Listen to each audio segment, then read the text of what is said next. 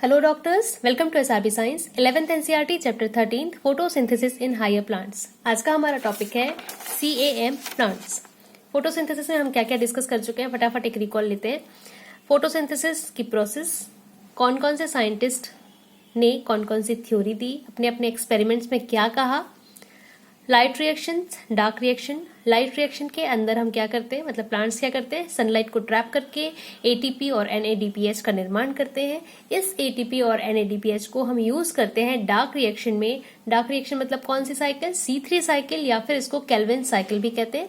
इस एटीपी और NADPH को एज एनर्जी, ऊर्जा के रूप में हम यूज करके शुगर या फिर स्टार्च या सुक्रोज, ठीक है, या ग्लूकोज, प्लांट के फूड के रूप में जो भी चीजें हैं वो निर्माण की जाती हैं। क्लियर है। तो C3 प्लांट्स जो है वो नॉर्मली जनरली हम जो देखते हैं अपने आसपास वो C3 प्लांट्स होते हैं। ये सारी प्रोसेस उसमें होती है, light reaction and dark reaction, बिल्कुल इजी वे में। लेकिन कुछ ऐसी जगह होती है जहां पे लाइट या टेम्परेचर बहुत ज्यादा होता है, उस जगह पे लाइट और टेम्परेचर ज्यादा होने के कारण उन प्लांट्स के स्टोमेटा बंद हो जाते हैं। क्यों बंद हो जाते हैं? क्योंकि उनको अपना पानी वेस्ट नहीं करना, ठीक है, या फोटो रेस्पिरेशन। क्लियरली अगर आप बोले हम तो कुछ प्लांट्स ऐसे होते हैं जो फोटो रेस्पिरेशन से बचने के लिए क्या करते हैं, उनमें एक विशेषता पाई जाती है जो कि जनरली देखी जाती है C4 प्लांट्स में।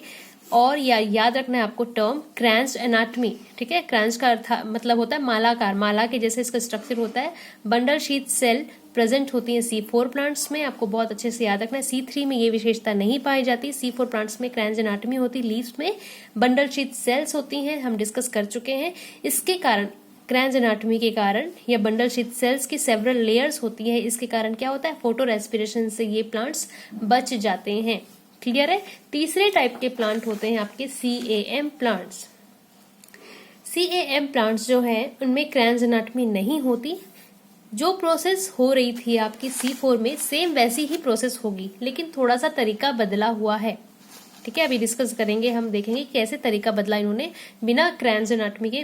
कैम प्लांट्स क्या होते हैं, ये बस अपनी बॉडी का या अपने प्लांट्स का पानी नहीं जाने देते। मतलब ये बोलते हैं कि हमारे से पानी, फोटो रेस्पिरेशन भले कर लो हमारी बॉडी का, लेकिन हमको पानी वेस्ट नहीं करना, बस सिर्फ पानी बचाना है। क्योंकि ये ऐसी जगह पे रहते हैं जो क्या होती है, रेगिस्तानी या फिर जीरोफाइट या फिर रेगिस्तान या बहुत ज्यादा मरुस्थल एरिया जहाँ पे होता है, उस जगह पे ये CAM प्लांट्स पाए जाते हैं। CAM का फुल फॉर्म आपको याद रखना है, क्रैसुलेशन एसिड मेटाबॉलिज्म, ठीक है। डिस्कवर्ड बाय ऑलेरी एंड रोहानी। कभी नहीं पूछा गया है और ना ही पूछा जाएगा, याद रखो तो ठीक है, नहीं रखो तो कोई प्रॉब्लम नहीं है। दे ऑब्जर्व, इन्होंने क्या ऑब्जर्व किया, that CO2 fixation during night in member of Crassulaceae family. Crassulaceae family के जो प्लांट्स होते हैं उनमें CO2 का फिक्सेशन, CO2 फिक्सेशन क्यों होता है, डार्क रिएक्शन में होता है। हमने देखा था डार्क रिएक्शन में केल्विन साइकिल में भी CO2 का फिक्सेशन हो रहा था, क्योंकि CO2 को यूज करके ही हम क्या बनाते हैं, ग्लूकोज बनाते हैं। तो C3 साइकिल में भी CO2 का फिक्सेशन देखा, C4 साइकिल में भी क्या देखा, CO2 का फिक्सेशन देखा। लेकिन CAM प्लांट्स में इन्होंने क्या देखा कि क्रैसुलेशिया फैमिली में इन्होंने ऑब्जर्व किया कि CO2 का फिक्सेशन कब होता है, ड्यूरिंग नाइट, नाइट के टाइम पे होता है, ठीक है। इन प्लांट्स को या इस फैमिली के प्लांट्स को हम सक्सिलेंट जीरोफाइट बोलते हैं, ठीक है। Characterized by scoto active stomata, बहुत इंपॉर्टेंट है। स्कोटो एक्टिव स्टोमेटा जो होते हैं इनकी खासियत क्या होती है, स्कोटो एक्टिव का मतलब होता है तमोक्रियाशील रंध्र, ठीक है। तमोक्रियाशील या स्कोटो एक्टिव का मतलब ऐसे स्टोमेटा जो रात में खुले होते हैं और दिन में बंद होते हैं। क्यों बंद होते हैं ये दिन में इसलिए बंद होते हैं क्योंकि अगर दिन में खुले होंगे तो फोटो रेस्पिरेशन होगी और साथ साथ क्या होगा, इनकी बॉडी का पूरा पानी वेपर बनके उड़ जाएगा, ठीक है। एक तो मरुस्थल एरिया है, रेगिस्तानी एरिया है, जीरोफाइट्स प्लांट्स है ये, और यहाँ पे पानी की वैसे ही कमी होती है, तो बॉडी का पानी बचाने के लिए ये क्या करते हैं, दिन में बंद रहते हैं और रात में खुल जाते हैं। ऐसे स्टोमेटा को हम स्कोटो एक्टिव स्टोमेटा कहते हैं। बहुत इंपॉर्टेंट टर्म है, आपको याद रखना है कि CAM प्लांट्स में कैसे स्टोमेटा मिलते हैं, स्कोटो एक्टिव, ठीक है। ओपन होते हैं during night and remain close during the day time. Day time पे ये क्लोज रहते हैं और नाइट के टाइम पे ये ओपन हो जाते हैं। इनके एग्जाम्पल्स आपको बहुत अच्छे से याद रखने हैं, ठीक है।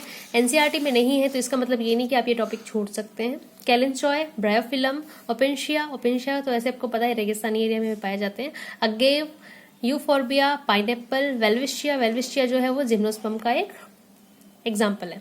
ठीक है, Kalanchoe, Bryophyllum, Opuntia, Agave and Euphorbia, pineapple, Welwitschia, ये सारे एग्जाम्पल्स आपको अच्छे से याद रखने, ये CAM प्लांट्स के एग्जाम्पल्स हैं। This plants are adopted to water conservation. इनकी सिर्फ एक ही शर्त है, ठीक है, फोटो रेस्पिरेशन के लिए भी ये तैयार है। जैसे कि C4 प्लांट्स क्या कहते हैं, क्रैंस एनाटॉमी क्यों प्रेजेंट है उनकी बॉडी के अंदर, क्योंकि, या उनकी लीव्स के अंदर, बॉडी या लीव्स जो भी बोलो आप, तो इसलिए प्रेजेंट है क्रैंस एनाटॉमी क्योंकि उनको फोटो रेस्पिरेशन भी नहीं करना, ठीक है, फोटो रेस्पिरेशन से बचने के लिए। लेकिन CAM प्लांट्स को सिर्फ अपना पानी बचाना है, वाटर कंजर्वेशन, क्योंकि पानी नहीं है वहां पे, ठीक है, तो फोटो रेस्पिरेशन के लिए ये तैयार रहते हैं कि हाँ भाई चलो हम तैयार है, फोटो रेस्पिरेशन कर लो, लेकिन पानी लो मत हमारा बस। इन प्लांट्स की कुछ खासियत है, हम डिस्कस करें। C4, C3 में 2 एंजाइम हम डिस्कस कर चुके हैं। C3 में नॉर्मली हमारा एंजाइम था रुबिस्को। C4 प्लांट्स में एक अलग एंजाइम आया, उसका नाम था पेप्केज। ठीक है, यहाँ पे पेप्केज और rubisco both are present in mesophyll cell, क्योंकि हम डिस्कस कर चुके हैं या बता चुके हैं कि C4 प्लांट में थे बंडल शीथ, यहाँ पे किसी प्रकार का CAM में बंडल शीथ सेल नहीं है। ठीक है, तो दोनों एंजाइम पेप्केज और रुबिस्को ये दोनों आपके मीजोफिल में ही प्रेजेंट होंगे। आप मेरे को कमेंट करके ये बताएंगे कि C3 प्लांट में मीजोफिल C3 प्लांट में रुबिस्को कहाँ होता है और C4 प्लांट में रुबिस्को और पेप्केज कहाँ होता है। क्लियर है? इसका थोड़ा सा मैकेनिज्म अगर हम देखें कि कैसे होता है, ये है ड्यूरिंग नाइट के टाइम पे क्या होता है, ये देखो यहाँ पे नाइट के टाइम पे ये स्टोमेटा ओपन हो गए। ठीक है, ये स्टोमेटा ओपन हो गए। अब क्या हुआ, जो कार्बन डाइऑक्साइड एटमॉस्फेयर से ये ले रहे हैं, रात में खुलता है ये स्टोमेटा, तो रात में कार्बन डाइऑक्साइड एटमॉस्फेयर से लिया और इस कार्बन डाइऑक्साइड को बाइकार्बोनेट के रूप में स्टोर कर लिया जाता है। इस बाइकार्बोनेट से C रिएक्ट करके पेप के साथ OAA का निर्माण करता है। ये OAA हम डिस्कस कर चुके हैं किसमें, C4 प्लांट्स में।